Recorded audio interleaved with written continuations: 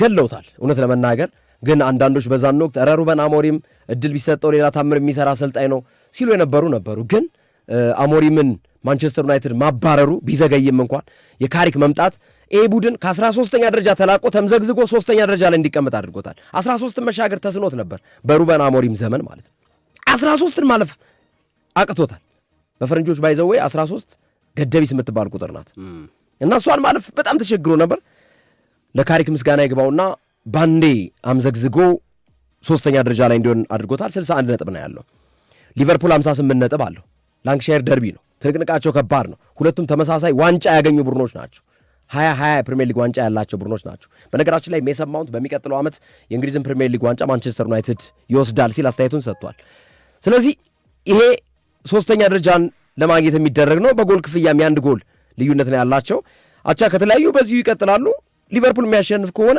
መሪነቱን ይረከባል ማለት ነው ከማንቸስተር ዩናይትድ መሪነቱን ይረከባል በሁለት ጎል ልዩነት ካሸነፈ ማለት ነው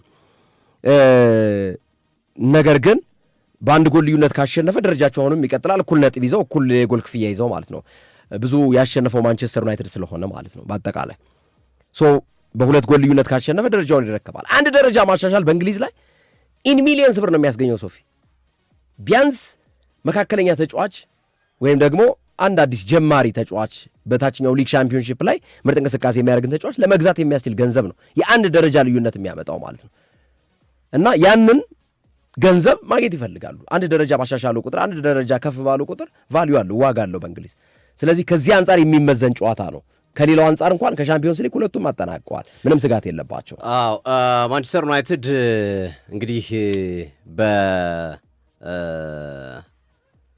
ሂደት ውስጥ በዘንድሮው ውድድር ዓመት በተለይ ማይክል ካሪክ ከመጣ በኋላ በልዩነት ታምር እየሰራ የሚገኝ አሰልጣኝ ነው ማንቸስተር ዩናይትድ ባለፉት 19 የፕሪሚየር ሊግ ጨዋታዎች ከሊቨርፑል ጋር ተጫውቶ ያሸነፈው 3ቱን ብቻ ነው 9 ጊዜ አቻ 7 ተሸንፏል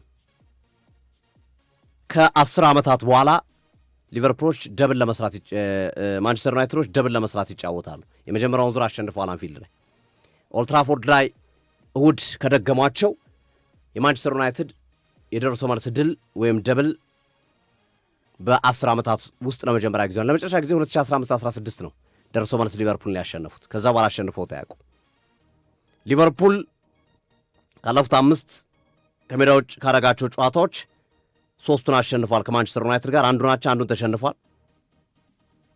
ከዚህ በፊት ከነበራቸው ውጤት አንጻር በ18 ጨዋታዎች የተመዘገበ ውጤት ነው ማይክል ካሪክ በተደጋጋሚ እንደምንገልጸው ወደ ማንቸስተር ዩናይትድ አሰልጣኝነት ከመጣ በኋላ ከየትኛውም አሰልጣኝ ከየትኛውም ቡድን በላይ ከአርሰናል ከነሲቲ በላይ ብዙ ነጥብ የሰበሰበና 29 ነጥብ ሰብስቧል የካሪክ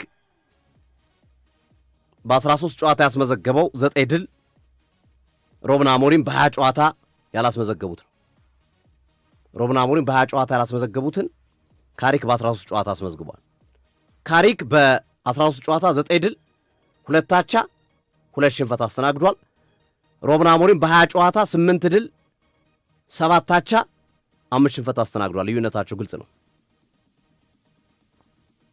ሊቨርፑል በውድድር ዓመቱ የመጀመሪያ 5 ጨዋታዎች ላይ አስገራሚ ጉዞ ካረገ በኋላ ያን ነገር መድገም አልቻሉም አሁን ግን እየተነቃቁ ነው 3 ተከታታይ ድል አስመዝግበዋል ቀዮቹ ሊቨርፑሎች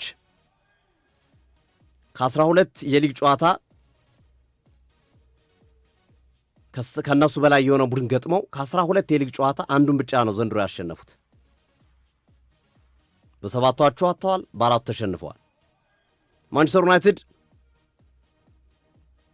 በዚህ ውድድር ዓመት በሜዳው ብዙ ነጥብ በመሰብሰብ 3ኛ ደረጃ ላይ ተቀምጧል 36 ነጥብ በሜዳው ሰብስቧል አስበው የሩበን አሞሪም ተደምሮ ማለት ነው የሩበን አሞሪም ጊዜ ተደምሮ ነው በነገራችን ላይ በዚህ ውድድር ዓመት 3ኛ ምርጥ ብዙ ነጥብ የሰበሰበ ቡድን ነው በዚህ ሰዓት አምና በሜዳቸው የሰበሰቡት ነጥብ 24 ነበረ በሜዳ ብዙ ነጥብ በመሰብሰብ 14ኛ ደረጃ ነበር የተቀመጡት ልዩነቱን ተመልከቱት አድማጮቻችን ቀዮች ሰይጣኖች ካለፉት 7 የኦልድ ትራፎርድ ጨዋታቸው 6ቱን አሸንፈዋል ብቸኛ ሽንፈታቸው በሊድስ ሰሞኑን የተሸነፉበት ጨዋታ ነው ሊቨርፑል በፕሪሚየር ሊጉ በዚህ ውድድር ዓመት ካስቆጠራቸው ጎሎች 43.3% በኦፕን ፕሌይ የተገኙ ናቸው። በኦፕን ፕሌይ ብዙ ጎል የሚያስቆጥር ቡድን ነው። ከአለፉት 12 ጎሎቻቸው 9 በኦፕን ፕሌይ የተቆጠሩ ናቸው። ከዚህ በፊት በ12 ጎሎቻቸው 3 ብቻ ነበረ በኦፕን ፕሌይ የተቆጠሩትና የኦፕን ፕሌይ ወይም በክፍት ጨዋታ የመጫወት አቅማቸው እየጨመረ መጥቷል። የነ ፍሎሪያን ቪርትዝ መሻሻል እና መሰል ነገሮች ያመጧቸው ኢፌክቶች ይመስላሉ። ሊቨርፑል ባለፈው የውድድር ዓመት እዚህ ስቴዲየም ላይ 3-0 ነው ያሸነፈው። እሁድ ማሸነፍ ከቻለ አርነ ስሎት በቀያዮቹ ሰይጣኖች ታሪክ በተከታታይ 2 ጨዋታ ኦልትራፎርድ ላይ ያሸነፉ የመጀመሪያው አሰልጣኝ ያደርጋቸዋል። በሊቨርፑል ታሪክ አንድም አሰልጣኝ ኦልትራፎርድ ላይ 2 ጊዜ በተከታታይ አሸንፈው አያውቅም። ስለዚህ ዛሬ ዓመቱ 3-0 አሸንፈዋል። እሁድ ካሸነፉ የመጀመሪያው ታሪካዊ አሰልጣኝ ይሆናሉ አርነ ስሎት። ካላሸነፉ ደግሞ ከሌሎቹ አሰልጣኞች ጋር ታሪካቸው ይቀጥላል ማለት ነው። ማንቸስተር ዩናይትዱ አማካይ ብሩኖ ፈርናንዴዝ ያው ግልጽ ነው 19 የፕሪሚየር ሊግ አሲስት አለው። አንድ ከጨመረ እሁድ የዲብሩናና የቴሪ ዳንሆን ክብረ ወሰን ይጋራል። በዘንድሮ ውድድር ዓመት 114 እድሎችን ፈጥሯል። 114 ከየትኛውም ተጫዋች ጋር ስታነጻጽረው በጥፍ ይበልጣል። በ53 ይበልጣል።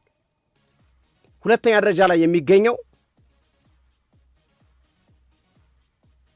ክሬት በማድረግ እድል ሁለተኛ ደረጃ ላይ የሚገኘው ተጫዋች ከብሩኖ ፈርናንዴዝ በ53 ያነሰ እድል ነው የፈጠረው። ምን ያህል ብሩኖ ፈርናንዴዝ ልዩነት ፈጣሪ እንደሆነ ማሳያ ቁጥር ይመስለኛል። ቁጥር ያው ኦቬስ ነው። የሊቨርፑሉ ሞሐመድ ሳላ ምናልባት ከተሰለፈ በዚህ ጨዋታ ላይ የመሰለፉ እድል ጠባብ ነው። የመጨረሻ ጨዋታውን ከማንቸስተር ዩናይትድ ጋር እንደሚያደርግ ይጠበቃል። በነገራችን ላይ በታሪኩ በሞሐመድ ሳላ ብዙ ጎል ያስቆጠረበት ቡድን ማንቸስተር ዩናይትድ ነው። 13 ጎል አስቆጥሮበታል ማንቸስተር ዩናይትድ ላይ። ኦልትራፎርድ ላይ 7 ጎል አስቆጥሮባቸዋል። በውድድሩ ታሪክም ማንቸስተር ዩናይትድ ላይ ይሄን ያህል ጎል ያስቆጠረው ሞሐመድ ሳላ ነው። 13 ጎል በአጠቃላይ 7 ጎል ኦልትራፎርድ ላይ። አንድ ተጫዋች ይሄን ያህል ጎል ኦልትራፎርድ ላይ አስቆጥሮ አያውቅም። 7 ጎል በአጠቃላይም ማንቸስተር ዩናይትድ ላይ 13 ጎል አስቆጥሮ የሚያውቅ ተጫዋች የለም። ግን ሞሐመድ ሳላ ነገ የመሰለፍ ዕድሉ ጠባብ ነው። አሌክዛንደር አይዛክ የእሁዱ ጨዋታው 100ኛ የፕሪሚየር ሊግ ጨዋታ ይሆናል። ተጫዋቹ በፕሪሚየር ሊጉ በተከታታይ ጨዋታ በዘንድሮ ውድድር ዓመት ለመጀመሪያ ጊዜ ለማስቆጠር ወይም ተከታታይ ጨዋታ ጎል ለማስቆጠር ጥረት እንደሚያደርግ ይጠበቃል። ከዚህ በፊት ለመጨረሻ ጊዜ ማንቸስተር ዩናይትድን የገጠመው በኦልድ ትራፎርድ ኒውካስል እያለ ነው። 2-0 አሸንፏል። በዛ ጨዋታ ላይም ጎል አሌክዛንደር አይዛክ አስቆጥሮ ነበረ። ግርሜ ይሄን ለማለት ነው። አመሰግናለሁ። ኤቨርተን ከማንቸስተር ሲቲ ሰኞ የሚደረገው ቀላል ግምት የሚሰጠው ጨዋታ አይደለም። ሰኞ ስለምንመጣ ብለን ነው እሱን ሰኞ ቀን ላይ ስላለን እሱን እንመጣበታለን። እኔም እሱን ለማለት ፈልጌ ነው። ከዛ ውጭ የኮቢ ሜይኖ አዲስ ውል ከ20,000 ፓውንድ ሳምንታዊ ደሞዝ ወደ 150,000 ፓውንድ ሳምንታዊ ደሞዝ እንዲያድግ እኔ እስካሁን 20,000 አልመሰለኝም ነበር። በጣም የተገረምኩት። በስፋት እንመጣበታለን ወይ በሰኞ ፕሮግራማችን ኮቢ ማይኖን ውል አስመልክቶ ምናልባት ዞሮ የተለየ ብቃት ሊያሳየን ስለሚችል እናያለን። አስገራሚ ብቃት ያለው ልጅ ነው። እኔ እስከዛሬ ሳምንታዊ ደሞዙ 20,000 ሳምንታዊ ደሞዝ አይመስለኝም ነበር። 20,000 ፓውንድ የሚገርም ነው። በጣም ትንሽ ብር ነው። የመጨረሻው እሱ ነው የተበደለው እና አሁን 150,000 ፓውንድ ሳምንታዊ ደሞዝ አዲሱ ውል ላይ የሚሰፍርለት ይሆናል። ሰኞ በዝርዝር እንመጣበታለን። አድማጮች ለነበረን ቆይታ ከልብ እናመሰግናለን። እናት ባንክ አጋራችን ነው። የእናት ባንክ ደንበኛ የሆኑ በእናት ባንክ ይቆጥቡ፣ ይደጉ፣ ይበልጽጉ እንለውታለን። ማሚሳ ክፍራሽም አጋራችን ነበረ። ሰላም፣ መልካም ቀን።